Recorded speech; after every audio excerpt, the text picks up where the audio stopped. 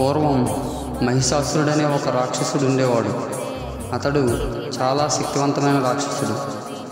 అతను తీవ్రమైన తపస్సు చేసి ఏ దేవత, ఏ మనిషి, ఏ జంతువు తనను చంపలేదని వరం పొందాడు.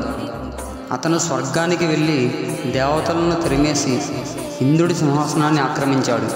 అతని వల్ల దేవతలు, మానవులు ఇబ్బంది పడ్డారు.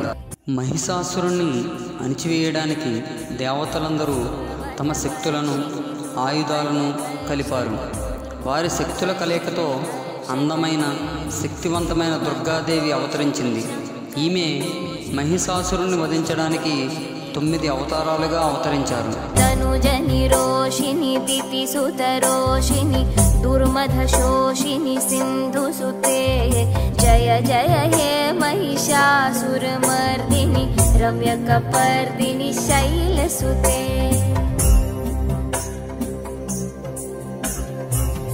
జగదంబ మతంబ కదంబ వన ప్రియవాసిని హాసరతే శిఖరి. దుర్గాదేవి 9 అవతారాలలో మొదటిది బాలా త్రిపుర సుందరీదేవి. బాలా త్రిపుర సుందరీదేవి శ్రీచక్రంలో ఉన్న త్రిపురాత్రయంలో మొదటి దేవత. ఈమె షోడశ విద్యకు అధిష్టాన దేవతగా పూజింపబడుతుంది. అందుకే శ్రీ విద్యోపాసకులు ఈమె అనుగ్రహం కోసం బాలార్చన చేశారు. ఈమెను నవరాత్రులలో మొదటి రోజు పూజిస్తారు. దుర్గాదేవి 9 అవతారాలలో 2వ అవతారం గాయత్రీదేవి. నవరాత్రులలో గాయత్రీదేవిని పూజించడం అనేది ఒక ప్రత్యేకమైన, శక్తివంతమైన సంప్రదాయం. గాయత్రీదేవిని వేదమాత అని పిలుస్తారు. అంటే వేదాలకు తల్లి అని అర్థం. ఆమె జ్ఞానం, సృష్టి రక్షణకు అధిష్టాన దేవత. ఈమెను నవరాత్రులలో 2వ రోజు పూజిస్తారు. 9 అవతారాలలో 3వ అవతారం అన్నపూర్ణాదేవి. నవరాత్రి పండుగలలో అన్నపూర్ణాదేవి అలంకారానికి చాలా ప్రత్యేక స్థానం ఉంది. సకల జీవరాశి మనుగడకు అన్నం అత్యంత ప్రాధాన్యమైనది. అన్నపూర్ణాదేవి అలంకారం ఈ సత్యాన్ని గుర్తు చేస్తుంది. ఈమె ఐశ్వర్యప్రదాయిని, జ్ఞానం, బుద్ధి వికాసానికి ఈమె చిహ్నం. ఈమెను నవరాత్రులలో 3వ రోజు పూజిస్తారు. 9 అవతారాలలో 4వ అవతారం మహాలక్ష్మీదేవి.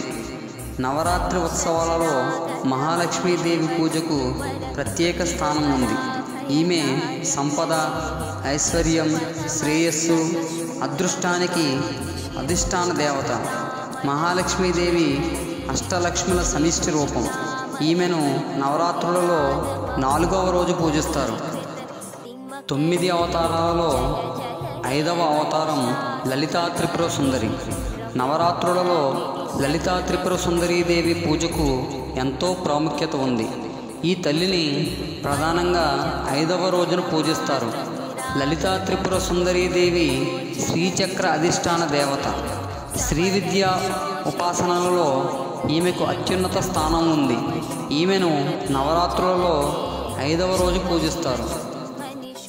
9 అవతారాలలో 6వ అవతారం మహాచండీదేవి. ఈమె శక్తికి, పరాక్రమానికి ప్రతీక. మహాచండీదేవి దుర్గాదేవి యొక్క శక్తివంతమైన రౌద్ర రూపం. ఇచ్ఛాశక్తి, జ్ఞానశక్తి, క్రియాశక్తుల సమ్మేళనం మహాచండీదేవి. ఈమెను నవరాత్రులలో 6వ రోజు పూజిస్తారు. 9 అవతారాలలో 7వ అవతారం సరస్వతీదేవి. సరస్వతీదేవి జ్ఞానం, విద్య, కళలు, సంగీతం, ప్రసంగం, భాష మరియు సంస్కృతికి దేవత. ఆమెను అజ్ఞానాన్ని తొలగించి జ్ఞాన వెలుగును ప్రసాదించే తల్లిగా, బ్రహ్మకు సృష్టి కార్యం చేయడానికి సహాయం చేసిన దేవతగా మరియు బుద్ధి, మేధ, జ్ఞాపక శక్తిని వృద్ధి చేసే శక్తి స్వరూపిణిగా పూజిస్తారు. ఈమెను నవరాత్రులలో 7వ రోజు పూజిస్తారు. 9 అవతారాలలో 8వ అవతారం దుర్గాదేవి. దుర్గాదేవి సృష్టి సంరక్షణ మరియు విధ్వంసానికి ప్రతీక. ఆమె విశ్వానికి తల్లి. కష్టాల నుండి కాపాడే అభయప్రదాయిని మరియు శ్రేయస్సు, ధైర్యం, ప్రేమ, కరుణల దేవత. ఈమెను నవరాత్రులలో 8వ రోజు పూజిస్తారు. దుర్గాదేవి అవతారాలలో 9వ అవతారం మహిషాసురమర్దిని. మహిషాసురమర్దిని అంటే మహిషాసురుడిని సంహరించిన దేవత అని అర్థం. అహంకారపూరిత రాక్షసుడైన మహిషాసురుడిని దుర్గాదేవి తన త్రిశూలంతో వధించి లోకానికి రక్షణ కల్పించినందువల్ల ఆమెను మహిషాసురమర్దిని అని పిలుస్తారు. ఈమెను నవరాత్రులలో 9వ రోజు పూజిస్తారు.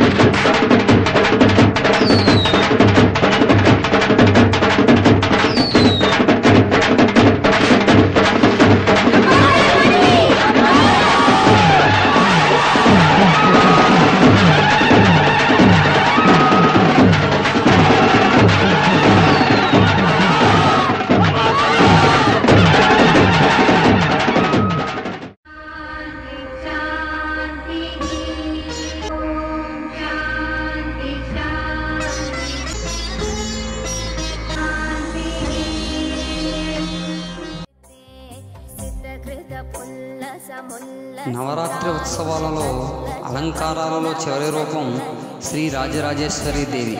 సమస్త విశ్వానికి ఆమె మహారాజ లోకపాలకులైన అష్టదిక్పాలకులను పాలించేవారు త్రిమూర్తులు. ఆ త్రిమూర్తులను పాలించే దేవతను రాజరాజేశ్వరిగా పిలుస్తారు. దసరా అనేది చెడుపై మంచి సాధించిన విజయానికి ప్రతీక. శ్రీరాముడు రావణుడిని గెలిచినట్లే, దుర్గామాత మహిషాసురుడిని సంహరించినట్లే మనమంతా మనలోని చెడుని జయించి మంచి మార్గాన్ని ఎంచుకుందాం. నవరాత్రుల శక్తిని స్వీకరించి ఐక్యంగా సంతోషంగా జీవిద్దాం. అందరికీ విజయదశమి శుభాకాంక్షలు.